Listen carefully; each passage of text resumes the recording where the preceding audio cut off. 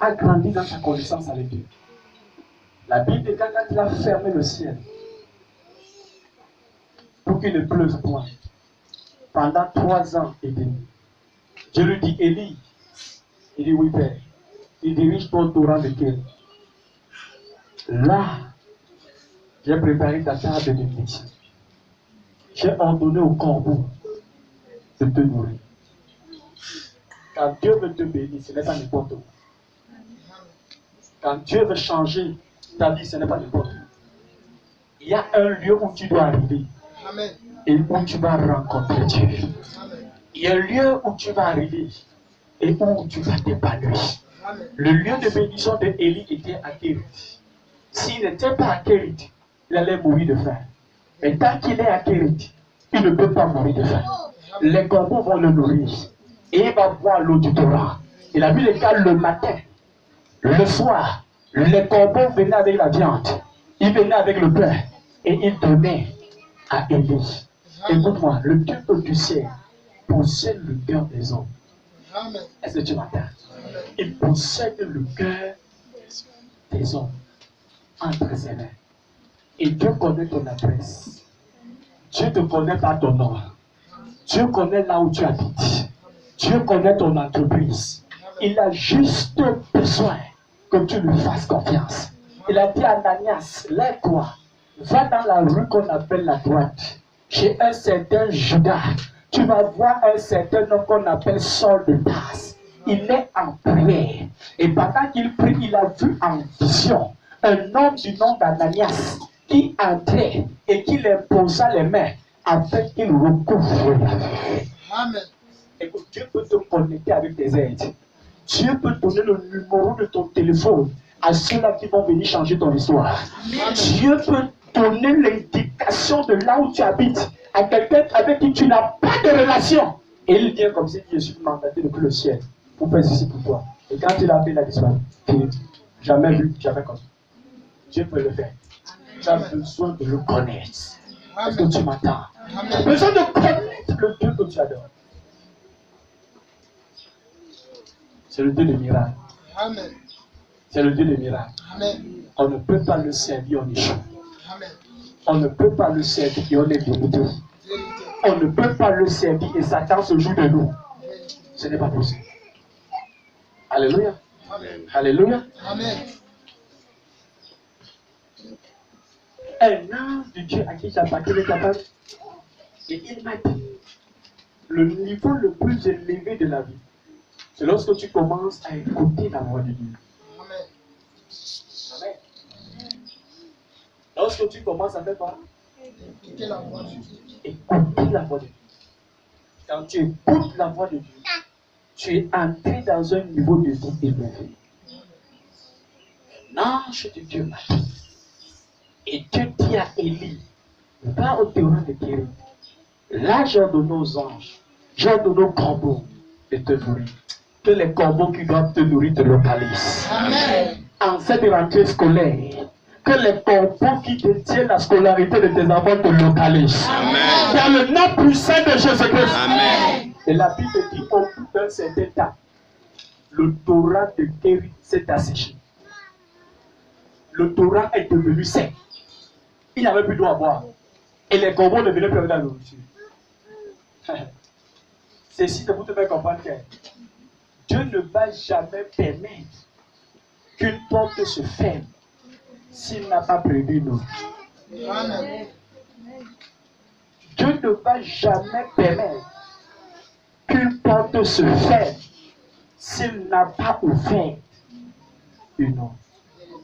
Donc si ton torrent de Kéry a déjà séché, sache qu'il y a une porte à Sarepta, près de la veuve, qui est ouverte. Amen. Et tu as besoin d'écouter le ciel pour reconnaître là où cette porte se trouve. Je prophétise que le ciel te dirige. Amen. Que l'Éternel dirige tes pas. Amen. Dans le nom puissant de Jésus-Christ. Amen. Et tu as besoin d'être obéissant lorsque le ciel te dirige. Dieu peut pouvoir par des hommes. Et Dieu peut pouvoir surnaturellement. Lorsque Élie est arrivé d'arracher la tête de Sarepta, ce n'était plus humainement que Dieu alimentait. C'était surnaturellement. Je dis, cette femme va te nourrir. Cette femme va prendre soin de toi. Et quand il est arrivé, il a vu le signe. Il a rencontré une femme qui sortait de la ville. Et il dit, femme, donne-moi de l'eau à boire. Et la femme va prendre de l'eau. Elle donne l'eau. Et il dit, bois. Ça ne suffit pas. Il dit, femme, fais-moi un peu de gâteau que je mange. La femme veut bloquer l'opposition de la bénédiction. Elle dit, ton Dieu est vivant. Et ton âme dit, tu n'es rien de cuit. Écoute-moi. Quiconque Dieu a mandaté pour t'aider, je déclare, il ne va pas s'arrêter en chemin. Amen. Je dis, il ne va pas s'arrêter en chemin. Amen. Dans le nom puissant de Jésus-Christ. Amen. Il y a beaucoup de portes qui se sont fermées avant le temps. Mais je viens par l'onction de Dieu. Ouvrir toutes les portes qui se sont fermées avant le temps dans ta vie. Amen. Je viens réouvrir les portes qui se sont fermées avant le temps dans ta vie. Au nom puissant de Jésus-Christ. Amen. Il y a des portes qui se sont fermées avant le temps. Et quand une porte se ferme avant le temps, tu souffres inutilement. Amen. Et Dieu dit à Élie, cette femme va te nourrir. Mais elle a commencé et elle s'est arrêtée en chemin. Pourquoi? Les problèmes. Pourquoi? Les difficultés. Pourquoi? Les blocages. Pourquoi? Les blocages. Donc, ce que le diable fait pour empêcher ceux qui sont supposés t'aider de t'aider, c'est qu'il commence à bloquer leur vie. Il commence à limiter les avoirs. Il commence à limiter les bénédictions. Amen. Amen. Et quand ils ne peuvent plus subvenir à leurs propres besoins, ce n'est pas tes besoins à toi qui vont subvenir. Mais Élie est un homme de foi. Il dit à cette femme, fais-moi d'abord à manger.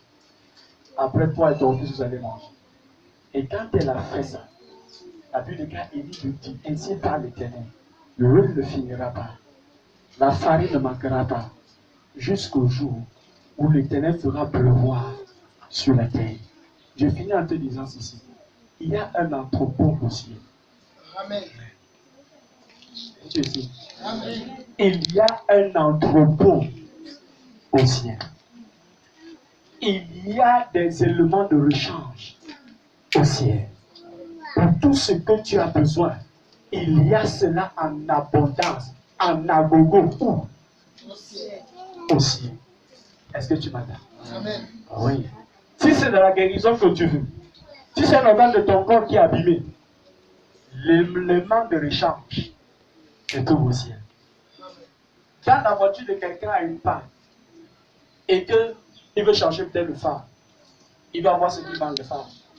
Il va lui mettre un nouveau phare. Amen. Ça, c'est celui qui a fabriqué. Il a une pièce de rechange pour la voiture. Maintenant, si ton corps, un organe ne fonctionne plus bien, il y a quelqu'un qui t'a créé. Il y a quelqu'un qui t'a fabriqué. Il a une pièce de rechange pour ton corps. Amen. Si tu vas vers lui, il va remplacer ça. Amen. Est-ce que tu es ici? Amen. Il va remplacer ça. Donc apprends à vivre par la foi. Apprends à vivre par le surnaturel. Amen. Il y a un entrepôt au ciel. D'où est-ce que l'une de la veuve venait? D'où est-ce que son pain sortait? Amen. Amen. Que Dieu te bénisse surnaturellement au nom de Jésus. Amen. Tiens-toi debout. Il y a un entrepôt au ciel.